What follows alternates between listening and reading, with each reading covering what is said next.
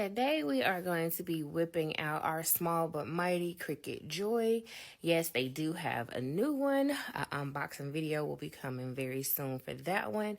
But I didn't have time to get out to my craft space today, so what better way to craft inside on a rainy day than to use the Cricut Joy. With the Cricut Joy, you can use a laptop, or in this case, my cell phone. I'm just making sure that I'm switching on the canvas to the correct machine. If you look behind my phone right now, you'll see that that red light is up there on the Cricut. You don't ever want to see red when you're using your Cricut items. In this case, it just means that the power supply wasn't hooked up correctly, so it just took me adjusting that to make it turn white. So when your Cricut Joy turns on, you want to see that little red light that's lit up to be white. And what I'm doing right now is I'm just going to be using text to customize a tea box that I purchased from Bed Bath & Beyond. I will post the link for it. It was $20, and then I had like a $10 coupon, so it was like, I think it was like $11 with shipping. Shipping was free.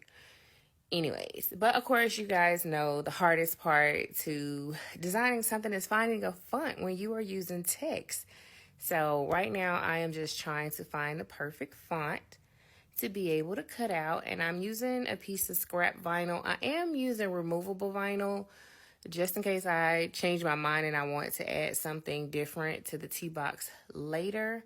I was also thinking about putting it inside of the laser and engraving on it, but it's rainy and it's cold outside here in Georgia, so I'm not doing either. I'm going to use what's inside of the house.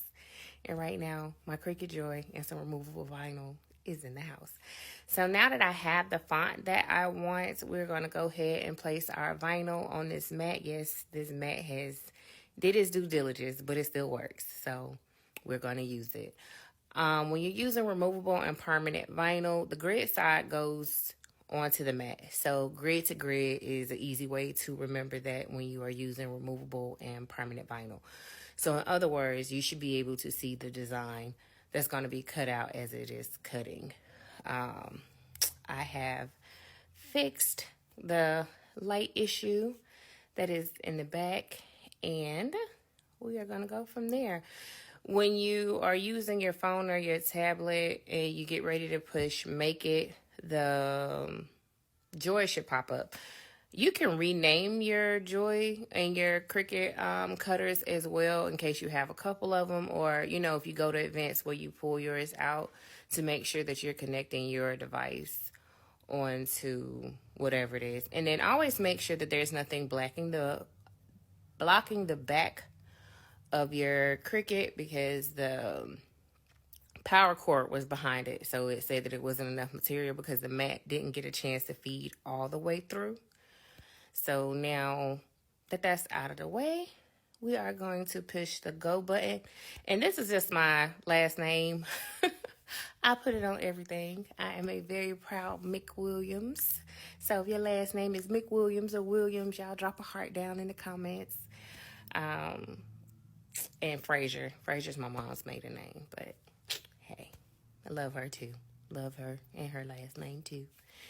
And it's just cutting it out. It was real quick. This is a quick and easy way to customize something. So even if it was something that you wanted to gift to someone, maybe a tea lover in your family or someone, you know, that just likes different little organization things, permanent or removable vinyl can take something that was, you know, $5 or $6 and make it look like it was $40 to $50. And it's always more personal because you took the time to either have it customized for them or you customize it yourself, which is always a plus. And I don't know if y'all can see it, but it cut out. So I'm going to get all of this stuff out of the way so that we can weed it out. I'm recording on my iPad. I didn't even go out to get the stand out my she shed. I just was like, yeah, no, not today. I am going to have to go out there tomorrow to check on my babies. My babies are my printers because, you know, if you leave them unattended for too long, they're going to cut up on you. And I know a lot of people posted on the last video, commenting that the printers is only printing one color or they have a clogged print head. If you have not converted the printer or you don't have the wrong ink in it, reach out to Epson or Canon to see what else can be done. Of course, you start with the nozzle head checks. If yours does have a power cleaning, that's always the last option for me because, of course, most people won't tell you that a power head cleaning actually shortens the life of your printer. So if it is still clogged, you can do a flush. They sell like the little syringe in the kit with the flush where you can flush the ink out of the nozzles in order to get it back running correctly. And that's always just something you can jump on YouTube for the particular printer that you have to figure it out. But back to the issue at hand, I have weeded out this beautiful name of mine's. And this is what it looks like. And I'm just going to get a piece of transfer tape and stick it on the top. I actually found my Cricut scraper that was in this bag. I have a couple of them, but I lose them all the time. So I've been buying them off of Temu, but it was kind of refreshing to actually see when they had Cricut written on it for this quick little project.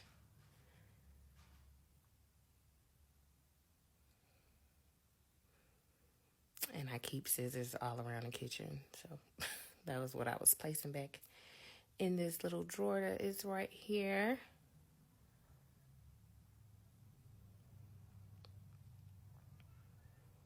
And I don't know what it is. Sometimes when you scrape it, it still don't come off right. So scraping it on the front and the back, it all depends. Don't scrape as hard as I did. As you can see, I pulled up a piece of the paper.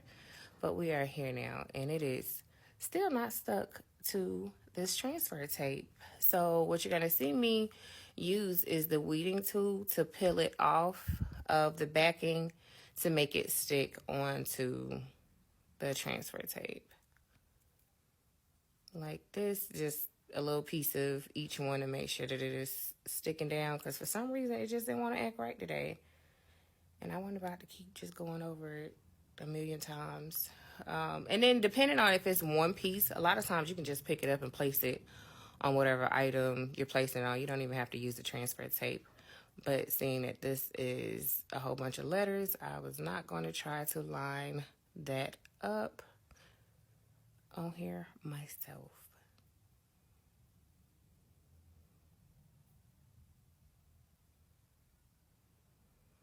All right, and we are ready. So we are going to grab our little tea box, and this is the one that I'm using. It is the Ocean Star bamboo box, and I was trying to find a good placement for it, and